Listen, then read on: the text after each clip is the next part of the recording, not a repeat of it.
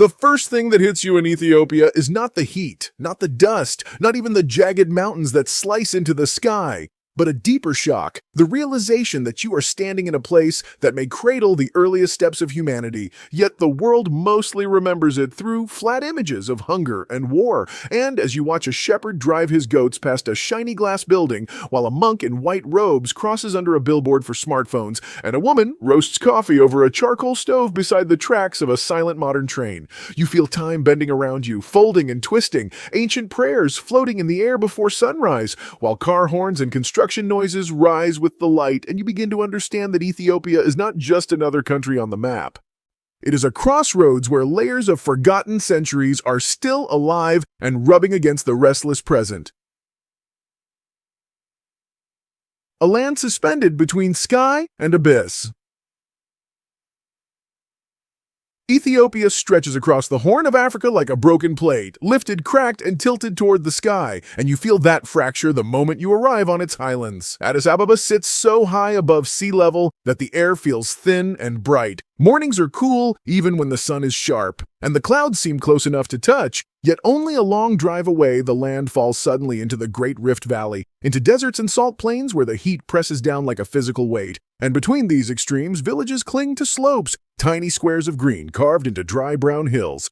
Children walking along narrow paths with bundles of firewood on their backs. Stand on a ridge at sunrise and you will see mist curling out of deep valleys, churches hidden among eucalyptus trees, and dirt roads twisting like veins towards small towns where everything happens along one dusty main street. And on that street, you can watch the entire paradox of the country pass by in a single minute. A farmer in plastic sandals driving his donkeys, a woman wrapped in a white shawl carrying water in a yellow container, a brand new bus with tinted windows, men pushing wooden carts, and behind them hills that look exactly as they did centuries ago, reminding you that in Ethiopia, geography is not just scenery, it is the stage that has shaped every part of daily life and survival. Footprints of the first ancestors. To understand why Ethiopia feels so old, you have to travel not just across the land, but backward through time, to the dry valleys where scientists found the remains of early hominids like the famous skeleton nicknamed Lucy, a tiny set of bones that forced humanity to look back at Africa and admit that our story likely began on soil very much like this, and people here have learned to carry that idea with a quiet, stubborn pride. Then you move forward to the ancient kingdom of Axum in the north, once a powerful empire that traded with the Mediterranean world, Arabia, and beyond, leaving behind stone obelisks, carved inscriptions, and legends about the Ark of the Covenant hidden in a small chapel guarded day and night by a single monk. The stories blend archaeology with faith, fact with myth, and you realize that for many Ethiopians, the border between history and belief is not a straight line. It is a river that has been crossed and recrossed for centuries. In textbooks abroad, Ethiopia often appears only in black and white photos of famine or war, yet when you stand among fallen stele and weathered churches, you feel the weight of an entirely different narrative, one where this land was once a hub of power, religion, and trade, and the real mystery is how such a deep past can coexist with a present that, in the eyes of the world, is still fighting to be fully seen. A tapestry of peoples and languages. Ethiopia is not a single face, but a mosaic of many, woven from dozens of ethnic groups and more languages than most visitors can name. And the first time you walk through a crowded market, you hear this diversity as a kind of music. Vendors calling out prices in one tongue, bargaining whispered in another, jokes and blessings thrown across the air in a third. The major groups like Amhara, Oromo, Tigray, Somali, Afar, and many others each carry their own histories, heroes, songs, and scars, and in many regions even the way people wrap a shawl, braid their hair, or paint their houses signals who they are before a single word is spoken. Some communities follow their own calendars and count the years differently, so that in one sense, Ethiopia is living in a different time, not just metaphorically, but literally, adding yet another layer to the feeling that you have stepped sideways out of the normal flow of history. But this colorful tapestry is not only about harmony, it is also about tension, because pride in one's group can clash with the idea of a shared national identity, and old grievances, borders, and battles have left lines that still show up in politics and in daily life. On the surface, you see neighbors buying from the same stall, praying in the same direction, sharing the same injera. But underneath there are stories of competition for land, for power, for recognition, and that mix of unity and division is part of what makes the country so complex and so fragile. Faith in drums, stones, and incense. Before dawn in many parts of Ethiopia, the day does not begin with traffic or alarms. It begins with sound, the low chanting from an Orthodox church echoing through the dark, mixed with the metallic ding of handbells and the distant call to prayer from a mosque, overlapping in the still air as if the sky itself is listening. Christianity arrived here very early, and the Ethiopian Orthodox Church developed its own rituals, music, and art, so that walking into a rock-hewn church in Lalibela feels less like entering a building, and more like stepping into a carved mountain full of whispering voices, icons dimly lit by candles, and priests wrapped in white cloth holding ancient crosses of hammered metal. Believers kiss doorways, press their foreheads to stone, circle around churches during festivals under umbrellas of bright color, and the smell of incense hangs in the air like a physical cloud of devotion. At the same time, Islam has deep roots in the East, and in many towns the prayer halls are full and the markets pulse with a rhythm shaped by both religious calendars, while older beliefs, with their saints, spirits, and sacred trees, continue quietly in the background, especially in rural areas. Faith is not a private thing here. It is worn on bodies, spoken in greetings, stitched into clothes, painted onto minibus windows, and for many Ethiopians, surviving hardship has always been tied to an idea that something greater is watching, guiding, or at least walking alongside them through the dust and uncertainty. Customs that confuse outsiders.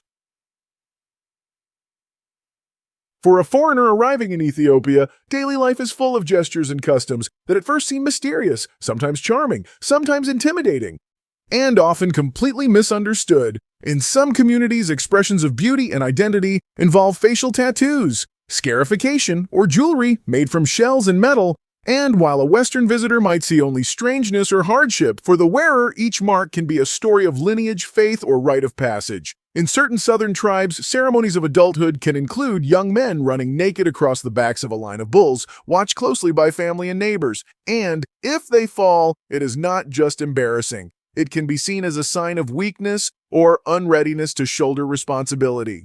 Among urban families, etiquette can be just as strict in different ways because refusing food or coffee or failing to greet elders properly may be read as arrogance instead of shyness. Even the concept of time can feel elastic, with appointments and gatherings often starting later than a visitor expects, not always from disorganization, but from a different sense of how social life should flow. And then there are the small things, like the way friends of the same gender might walk hand in hand without any romantic implication, or the custom of gursha, when someone feeds you with their own hand to show affection and trust. All of these practices create a culture that can overwhelm someone who is just passing through, but for those who live here, they are the invisible threads that stitch communities together. Coffee, injera, and the shared tray. If Ethiopia has a beating heart, it might well be a small charcoal stove in a corner of a simple room where green coffee beans are roasted slowly in a pan while people sit and talk, and the smell of the smoke curls into every fold of the day.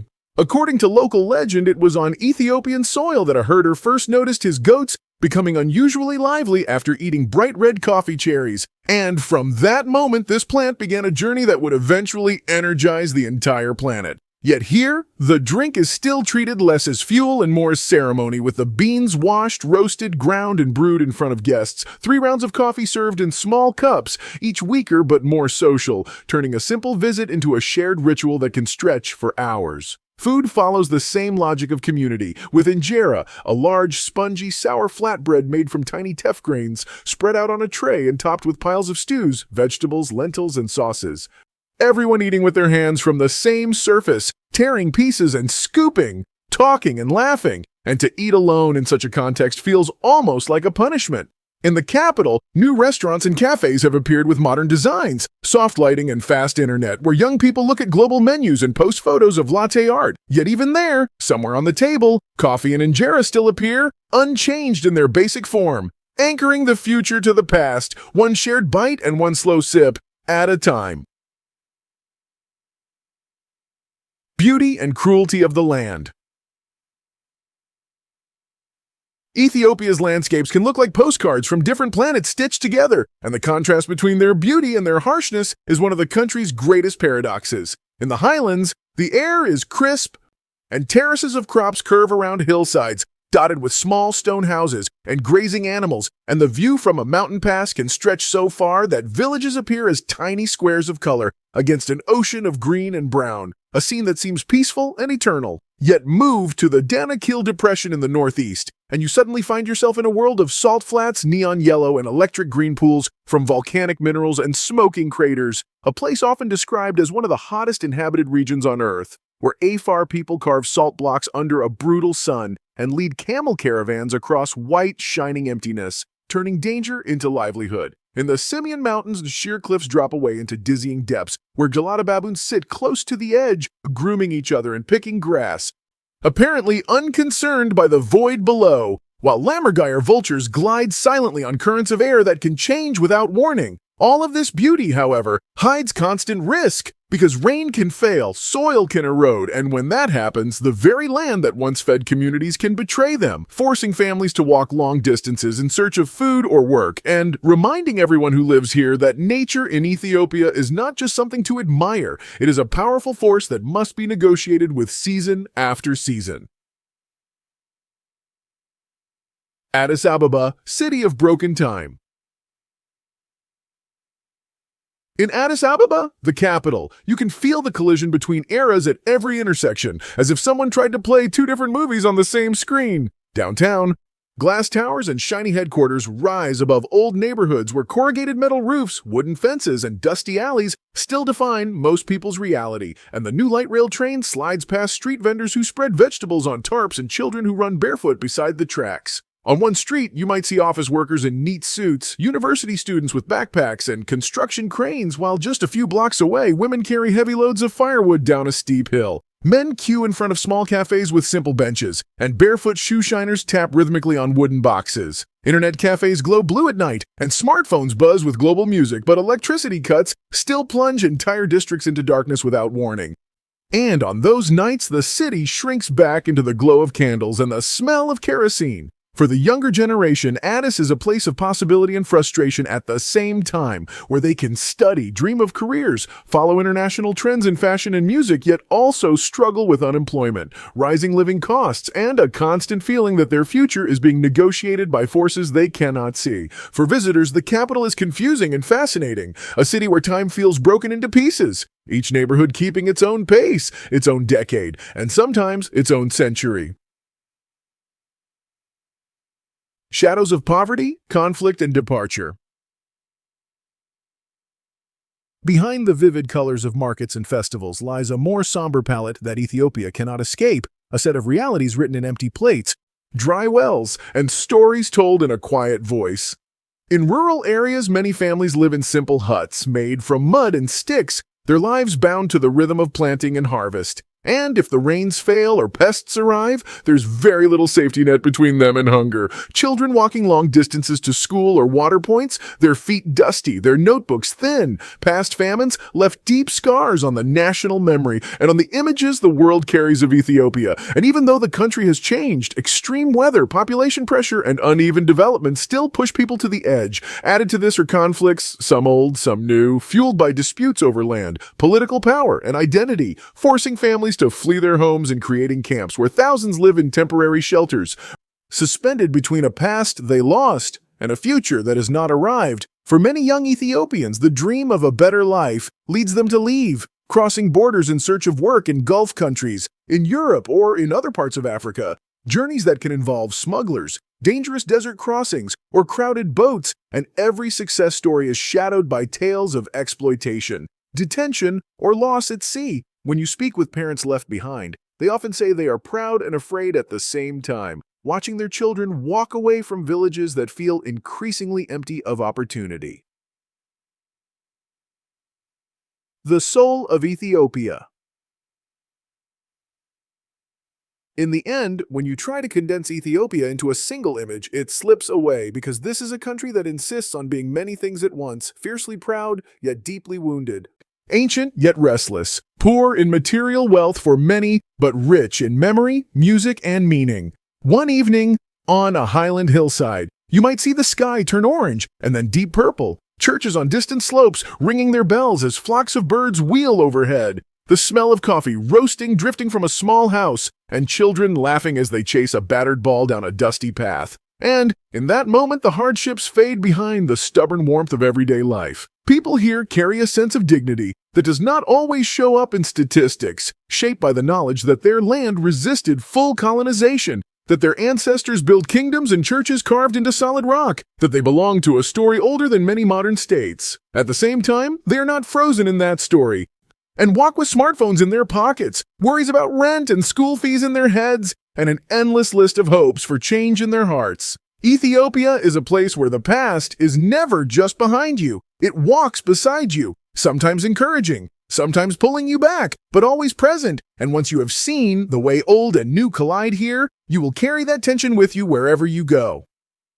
What do you think about a country that can be both a cradle of humanity and a frontier of struggle at the same time? If you enjoyed this journey, hit the like button, subscribe, ring the bell, and share this video with someone who loves history and curious places.